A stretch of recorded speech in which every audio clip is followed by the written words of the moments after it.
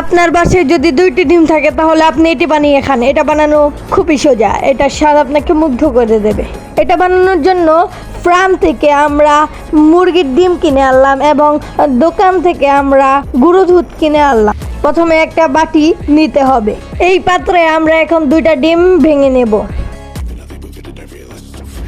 ডিমগুলোকে আমরা এখন মিশিয়ে নিব।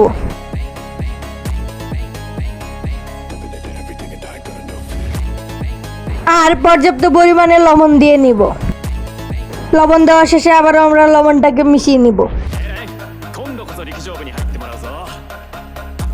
অন্য একটা বাটিতে আবার গুঁড়া দুধটা ঢেলে নেব। ঢেলে নেওয়ার পরে এখানে একটু পানি দিব। পানি দেওয়া শেষে এটাকে সুন্দর করে আমরা মিশিয়ে নিব। তারপর ডিম মিক্সে এটা ঢেলে দেব। এটা সুন্দর করে নেড়ে নিব যাতে সুন্দর করে এটা মিশে যায়। তারপর কড়াই একটু পানি নেব, এটা চুলার মধ্যে দিয়ে দিব। তারপর এখানে এটা দিয়ে আমরা পানিটা ফুটিয়ে নিব। পানি ফুটানো হয়ে গেলে এটা আমরা পানির উপরেই দিয়ে দেব। এটা সতর্কভাবে দিতে হবে যাতে হাত না পড়ে যায়। 5 থেকে 7 মিনিট জাল দেওয়ার পরে এই দেখো ফাইনাল লুক।